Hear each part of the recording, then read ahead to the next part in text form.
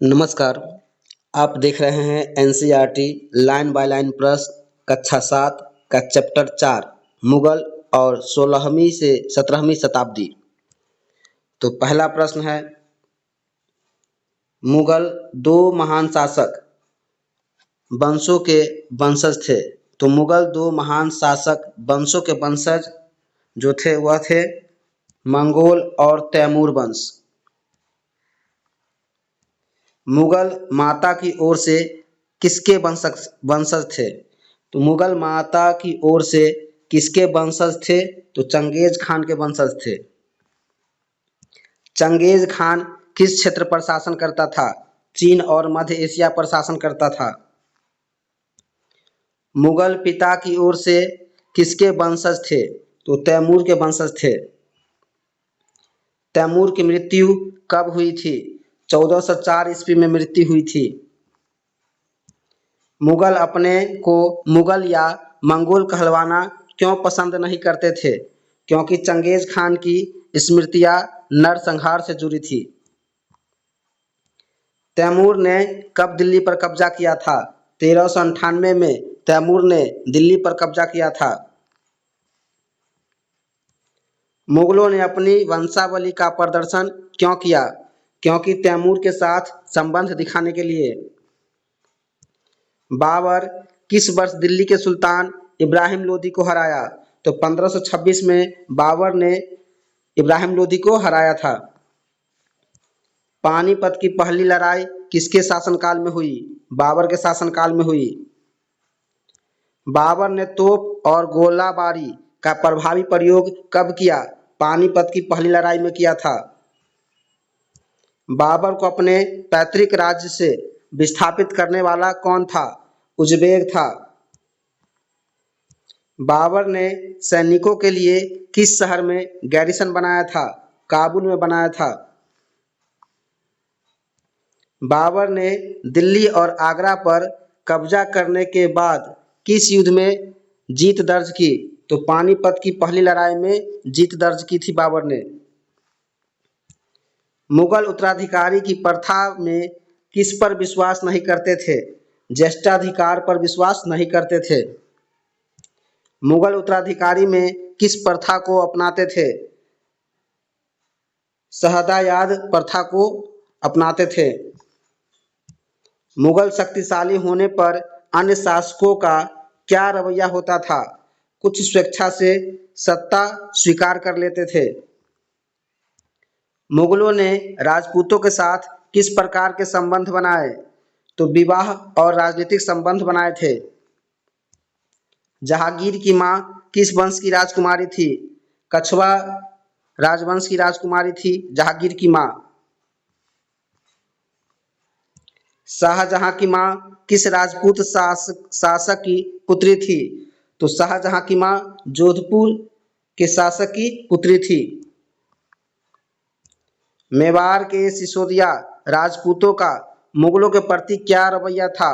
लंबे समय तक सत्ता स्वीकार करने से इनकार किया था। मुगल पराजित शासकों के साथ किस संतुलन को बनाए रखने की कोशिश करते थे? वह सम्मान देने परंतु नियंत्रण बनाए रखने का कोशिश करते थे। मुगल प्रशासन में शुरू में अधिकतर मनसबदार कौन थे? ईरानी थे। मनसबदार शब्द किसके लिए प्रयोग होता था? तो मनसबदार शब्द किसी सरकारी पदधारी के लिए प्रयोग होता था। मनसबदार का वेतन और पद किस पर निर्भर करता था? जात की संख्या पर निर्भर करता था। अकबर के शासनकाल में कितने मनसबदार 5000 जात की पदवी वाले थे? तो 29 मनसबदार जो थे वह 5000 जात की पदवी वाले थे। मनसबदार को अपने सैनिकों के लिए कौन सा कार्य करना पड़ता था? सैनिक का निरीक्षण और घोड़ों की दगवाई करनी पड़ती थी। मनसबदार अपना वेतन किस रूप में प्राप्त करते थे? तो जागीर के रूप में भूमि से प्राप्त करते थे। जागीर और इक्ता में मुख्य अंतर क्या था? इक्ता सीधे राज द्वारा दी जाती थी, जबकि जागीर मनसबदार को दी जाती थी। औरंगजेब के शासनकाल में मनसबदारों की संख्या बढ़ने का क्या प्रभाव पड़ा? राजस्व में वृद्धि हुई थी। मुगलों की आमदनी का प्रमुख साधन क्या था? तो किसान की उपज से राजस्व प्राप्त करना था। राजस्व देने वाले किसान के माध्यम से मुगल किसे पहचानते थे? तो राजस्व देने वाले किसानों के माध्यम से मुगल जमींदार को पहचानते थे। अकबर के राजस्व मंत्री कौन थे, जिन्होंने 10 साल के लिए कृषि का सर्वेक्षण किया? टोडरमल। जब्त व्यवस्था क्या थी? प्रत्येक फसल पर नगद कर निर्धारित करना जब्त व्यवस्था थी। प्रत्येक सूबों में राजस्व की व्यवस्था कैसी की गई? राजस्व मंडलों में बांटकर और हर फसल के लिए अलग दर तय करके। जब्त व्यवस्था कहाँ सफलतापूर्वक लागू नहीं हो पाई? गुजरात बंगाल में जब्त प्रथा सफलतापूर्वक लागू नहीं हो पाई थी। जमींदारों की शक्ति किस कारण से चुनौतीपूर्ण हो सकती थी? तो मुगलों प्रशासकों के शोषण के खिलाफ विद्रोह कर सकते थे। 17वीं शताब्दी के अंत में किसानों के विद्रोह का असर क्या पड़ा? तो 17वीं शताब्दी के अंत में किसानों के विद्रोह का असर पड़ा कि साम्राज्य के स्थायित्व को चुनौती मिली। अकबर ने किसे शासनकाल का इतिहास लिखने के लिए नियुक्त किया था? अबुल फजल को नियुक्त किया था। अकबरनामा कितने जिल्दों में लिखा गया था? 3 जिल्दों में लिखा गया था। अकबरनामा की पहली जिल्द में क्या वर्णित है? अकबर के पूर्वजों का बयान वर्णित किया गया है। अकबरनामा की दूसरी जिल्द में क्या विवरण है? तो अकबर के शासनकाल की घटना का विवरण है। तीसरी जिल्द का नाम क्या है और इसमें क्या वर्णन है? तो अकबर के तीसरी जिल्द का नाम आईने अकबरी है और प्रशासन, सेना और राजस्व और भूगोल का वर्णन है। आईने अकबरी का सबसे रोचक आयाम क्या है? तो आईने अकबरी का सबसे रोचक आयाम विविध प्रकार की चीजों, फसलों, पैदावार, कीमतों, मजदूरी और राजस्व का सांख्यिकीय विवरण है। आईने अकबरी में किन चीजों का विस्तृत वर्णन है? तो समकालीन भारत के लोगों की परंपराएं और संस्कृति का वर्णन है। नूरजहां का असली नाम क्या था? मेहरुनिस्सा। नूरजहां ने कब जहांगीर से किस वर्ष विवाह किया? दोस्तों यहाँ कहाँ गिर है, ये जहांगीर होगा। तो नूरजहां ने जहांगीर से किस वर्ष विवाह किया? तो जहांगीर से विवाह किया था 1611 ईस्वी में। नूरजहां को जहांगीर ने कौन सा खिताब दिया? तो नूरजहां को जहांगीर ने कौन सा खिताब दिया था? तो बेगम का खिताब दिया था। नूरजहां के सम्मान में जहांगीर ने क्या जारी किया? तो नूरजहां के सम्मान में जहांगीर ने चांदी के सिक्के जारी किए थे। दोस्तों मिसप्रिंट हो गया है तो इनको ठीक से देख लीजिएगा। जहां जहां कहांगीर लिखा गया है उसका अर्थ जहांगीर लिखा गया है, वह मिसप्रिंट हो गया है। तो नूरजहां के सम्मान में जहांगीर ने क्या जारी किए थे? चांदी के सिक्के जारी किए थे। चांदी के सिक्कों पर किसका नाम उत्कीर्णित था? तो चांदी के सिक्कों पर जहांगीर और नूरजहां का नाम उत्कीर्णित था।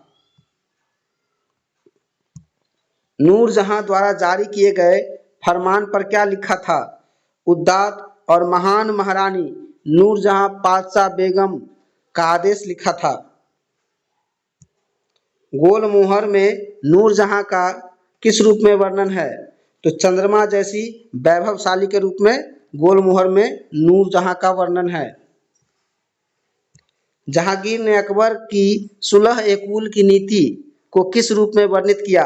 सभी धर्मों, वर्गों, अनुयायियों के लिए समान स्थान के रूप में वर्णित किया। अकबर के साम्राज्य की सीमाएं मुख्य रूप से किससे निर्धारित थी? तो अकबर की साम्राज्य की सीमाएं मुख्य रूप से नदियों से निर्धारित थी, नदियों से। सुलह कुल के अनुसार सुन्नी शिया किसमें इकट्ठे होते थे? तो दरबार में इकट्ठे होते थे सुन्नी और शिया सुलह कुल के अनुसार। अकबर की सुलह कुल की नीति ईसाई और यहूदी कहाँ प्रार्थना करते थे? तो अकबर की सुलह कुल की नीति में ईसाई और यहूदी जो है प्रार्थना करते थे, वह स्थान था दरबार।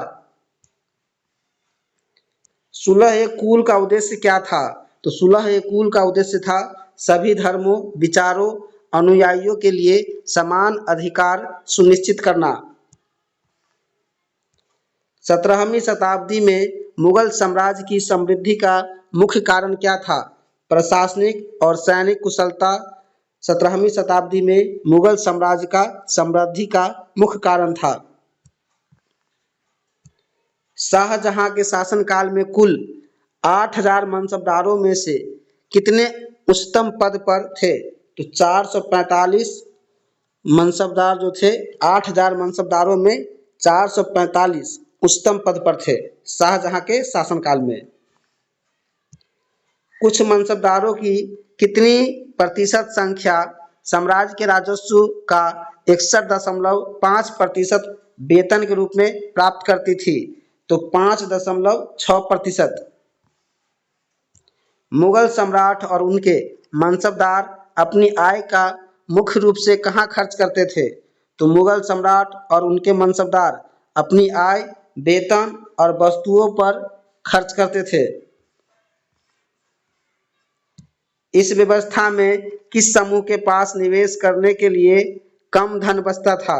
तो प्राथमिक उत्पाद, किसान और शिल्पकार के पास कम धन बचता था। 17वीं सदी के अंतिम वर्षों में कुलीन वर्गों क्यों शक्तिशाली हो गए? क्योंकि धन संसाधन का अधिग्रहण से। 18वीं सदी तक मुगल साम्राज्य के कई प्रांत किस स्थिति में पहुंच गए थे? तो स्वतंत्र राजनीतिक पहचान की स्थिति में पहुंच गए थे 18वीं सदी में मुगल साम्राज्य। तो दोस्तों, हमारा चैप्टर 4 इतिहास का NCERT लाइन बाय लाइन कक्षा 7 की पुस्तक से समाप्त हो चुका है और हम अगले चैप्टर 5 करेंगे। यदि आपको वीडियो पसंद आया तो लाइक, शेयर और सब्सक्राइब करना ना भूलें। धन्यवाद।